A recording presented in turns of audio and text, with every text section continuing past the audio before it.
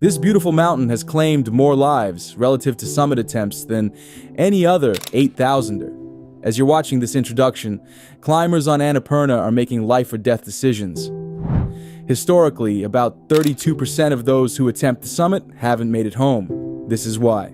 Nestled in the heart of Nepal's Himalayas, Annapurna rises 8,091 meters into the death zone. It's the 10th highest mountain on Earth, but don't let that ranking fool you. This peak holds a darker record, the highest fatality to summit ratio of any 8,000-meter mountain. Part of what makes Annapurna so lethal is its treacherous climbing conditions and frequent avalanches. Unlike Everest's crowded slopes, Annapurna sees significantly fewer summit attempts each year, often fewer than 200.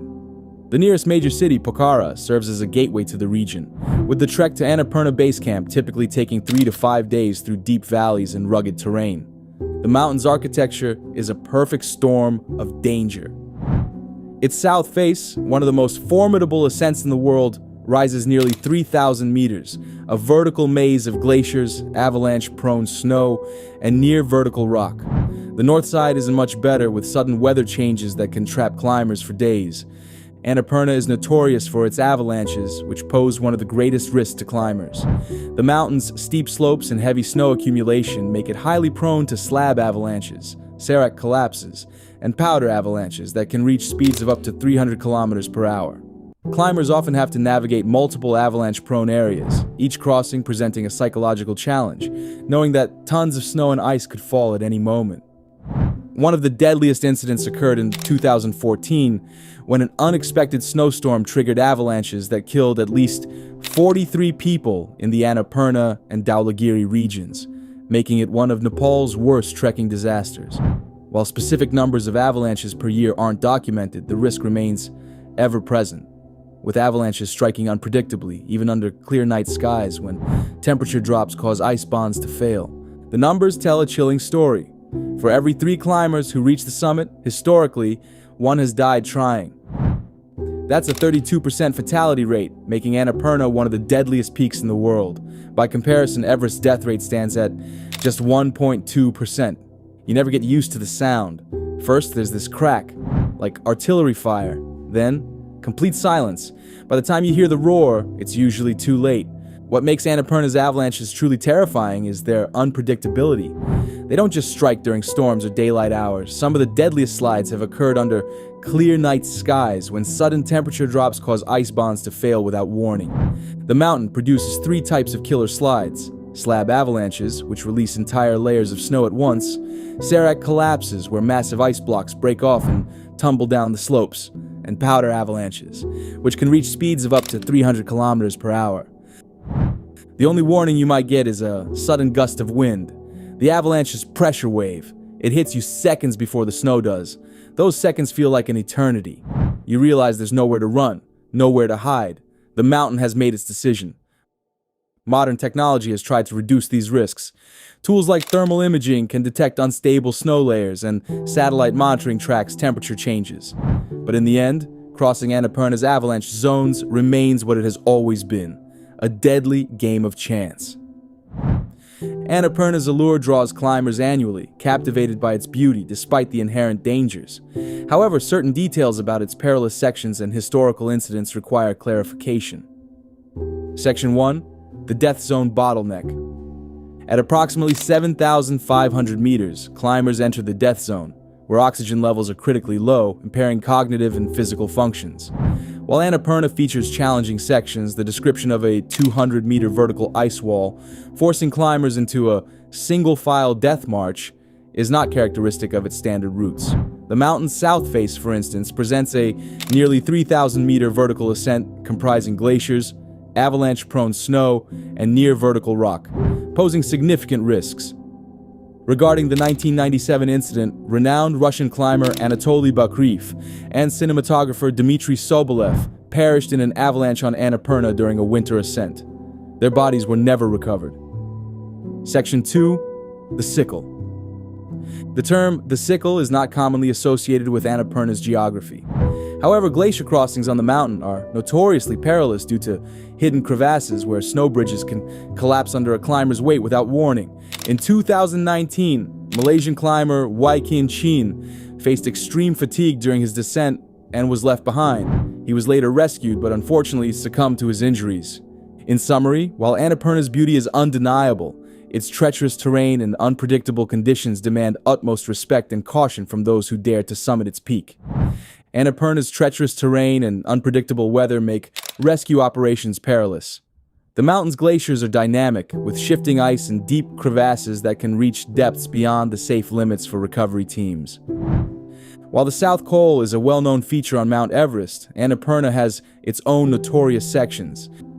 The mountain's high-altitude passes and ridges are susceptible to sudden and severe weather changes. In 1986, during a winter expedition, climbers Jerzy Kukuczka and Arthur Heiser faced extreme conditions, including heavy snowfall and high winds, as they ascended Annapurna's north face. They successfully reached the summit on February 3, 1987, but their ascent was fraught with challenges posed by the mountain's harsh environment. Modern climbing equipment and technology have improved safety, but Annapurna's formidable conditions often render these advancements insufficient. The combination of technical climbing challenges, unpredictable weather, and the mountain's remoteness means that, even with the best gear, climbers must make precise decisions. A single mistake can be fatal, leading to Annapurna's reputation as one of the most dangerous peaks in the world.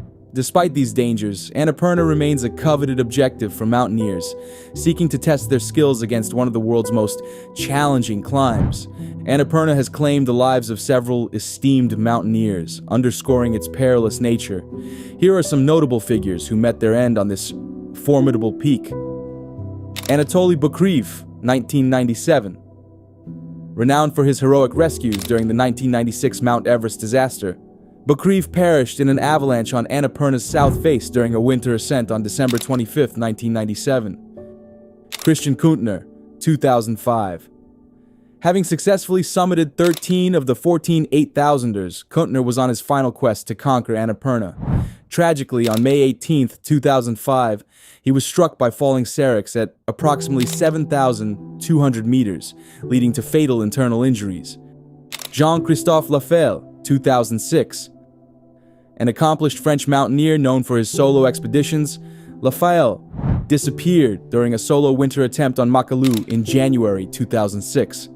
His last communication was on January 26th, after which he was never heard from again. Ian Clough, 1970. A pioneering British climber, Clough was part of the first successful British expedition to Annapurna's summit.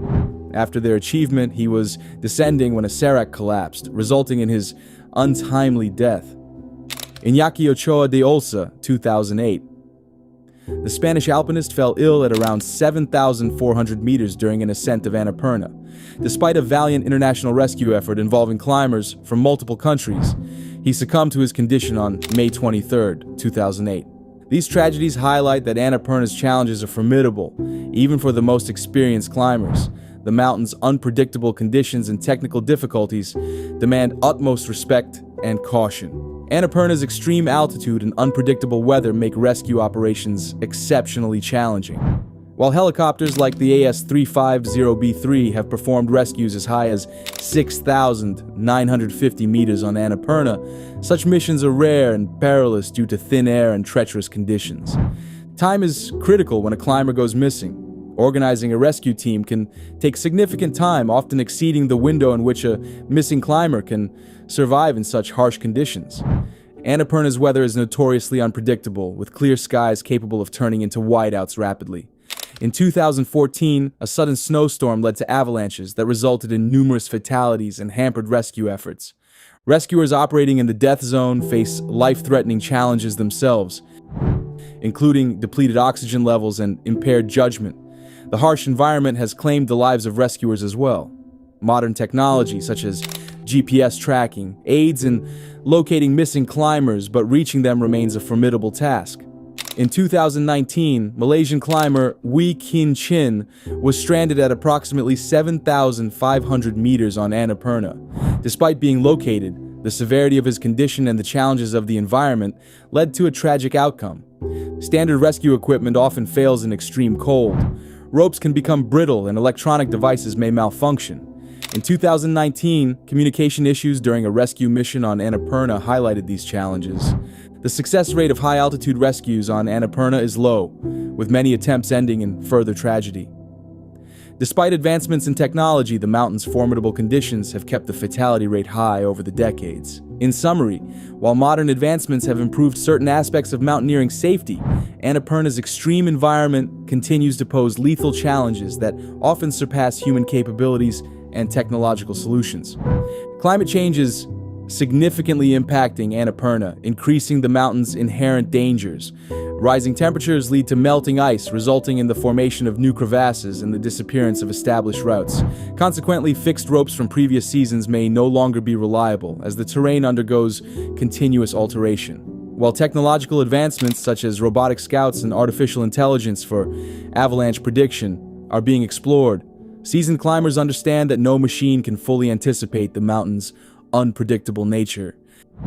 Despite these escalating risks, Annapurna continues to attract climbers.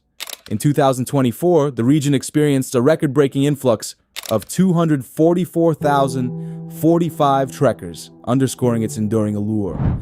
The future of climbing Annapurna emphasizes respect and understanding of the mountain's formidable challenges. It's recognized that some peaks are not meant to be conquered but survived, acknowledging the mountain's supremacy over human endeavor. As each day ends, new climbers prepare to face Annapurna's slopes. Some will succeed, others may not, but all will confront the reality that, in a world where many mountains have been scaled, Annapurna remains a formidable challenge.